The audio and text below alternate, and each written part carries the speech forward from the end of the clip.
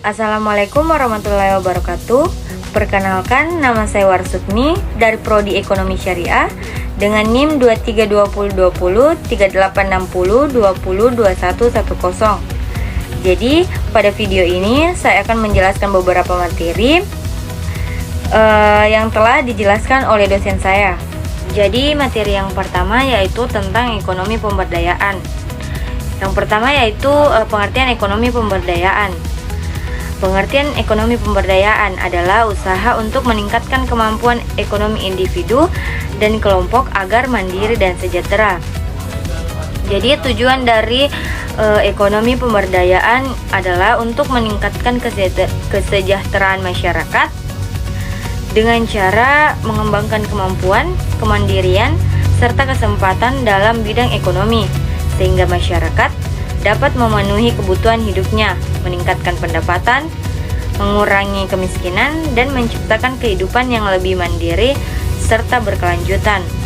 Adapun prinsip-prinsip dari ekonomi pemberdayaan meliputi yang pertama yaitu bertindak hemat, memilih kebutuhan yang paling penting, memperoleh hasil maksimal dengan pengorbanan tertentu, melakukan produksi dan konsumsi secara bijak, serta memanfaatkan sumber daya yang terbatas secara efektif dan efisien untuk mencapai kesejahteraan.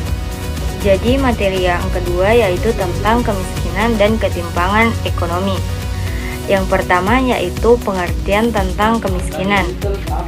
Kemiskinan adalah kondisi ketika seseorang atau kelompok tidak mampu memenuhi kebutuhan dasar hidup seperti makanan, pakaian, tempat tinggal, pendidikan, dan kesehatan karena keterbatasan pendapatan atau sumber dayanya.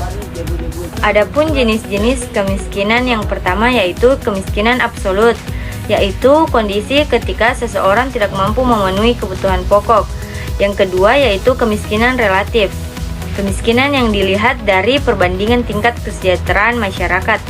Yang ketiga yaitu kemiskinan struktural yang terjadi karena sistem sosial atau ekonomi yang tidak adil. Dan yang terakhir yaitu kemiskinan kultural, yaitu kemiskinan yang dipengaruhi pola hidup atau kebiasaan masyarakat. Adapun bentuk-bentuk ketimpangan ekonomi yang pertama yaitu ketimpangan pendapatan, yang kedua ketimpangan kekayaan, yang ketiga ketimpangan kesempatan kerja, yang keempat pendidikan, dan serta ketimpangan pembangunan antar wilayah atau daerah. Penyebab ketimpangan ekonomi yaitu adanya perbedaan tingkat pendidikan dan keterampilan, ketidakmerataan pembangunan, perbedaan pendapatan dan kesempatan kerja, penguasaan sumber daya yang tidak merata, serta kurangnya akses terhadap pendidikan, kesehatan, dan modal usaha. Adapun dampak ketimpangan ekonomi antara lain meningkatnya kemiskinan dan pengangguran, munculnya kecemburuan sosial, meningkatnya kriminalitas, terhambatnya pertumbuhan ekonomi, serta menurunnya kesejahteraan masyarakat. Upaya mengatasi ketimpangan ekonomi dapat dilakukan melalui pemerataan pembangunan, peningkatan kualitas pendidikan dan keterampilan, penyediaan lapangan kerja, pemberian bantuan sosial, pemerataan akses kesehatan dan ekonomi, serta dukungan bagi usaha kecil dan menengah. Adapun materi yang ketiga yaitu tentang model pemberdayaan ekonomi berbasis komunitas. Yang pertama yaitu pengertiannya. Pendekatan pemberdayaan yang menjadikan masyarakat sebagai pelaku utama. Terus bisa juga fokus pada peningkatan kesejahteraan ekonomi dan berbasis kelompok, partisipatif, dan potensi lokal. Adapun tujuannya yang pertama yaitu untuk meningkatkan pendapatan masyarakat, membangun kemandirian masyarakat, mengurangi kemiskinan, serta memperkuat solidaritas sosial. Terus materinya yaitu tentang bentuk atau model pemberdayaan. Yang pertama yaitu koperasi masyarakat, yang kedua kelompok usaha bersama atau KUB, yang ketiga kelompok tani atau nelayan, dan yang terakhir yaitu UMKM berbasis desa. Adapun tahapan pelaksanaannya yang pertama yaitu identifikasi potensi dan masalah. Yang kedua, perencanaan bersama. Yang ketiga, pelaksanaan program. Yang keempat, pendampingan. Dan yang terakhir yaitu evaluasi dan pengembangan.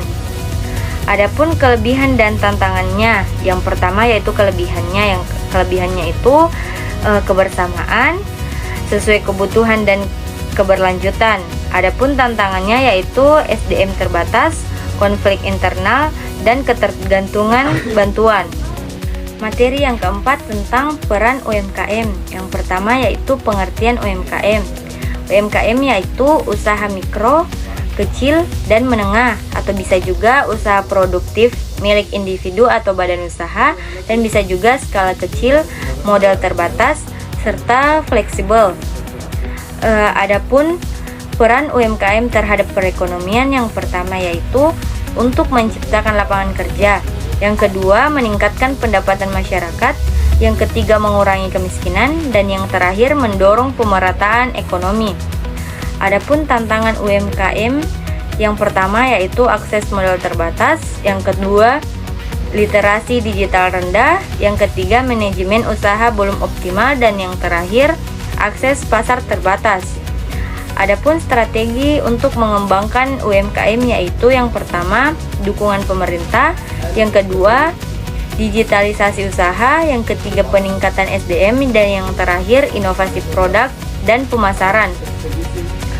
Jadi kesimpulannya yaitu UMKM sebagai penggerak ekonomi rakyat, bisa juga sebagai kunci pemerataan dan kesejahteraan, bisa juga perlu dukungan dan inovasi, dan UMKM kuat, ekonomi meningkat. Materi yang terakhir yaitu tentang koperasi dan ekonomi kerakyatan.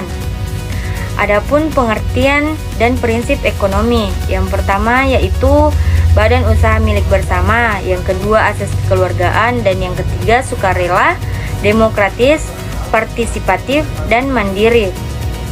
Adapun tujuan dan jenis koperasi, yang pertama yaitu untuk meningkatkan kesejahteraan, pemerataan ekonomi.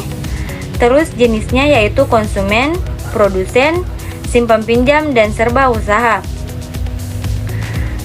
Ekonomi kerakyatan dan landasan, yaitu berbasis rakyat, keadilan, anti monopoli. Yang landasannya yaitu pasal 33 UUD 1945.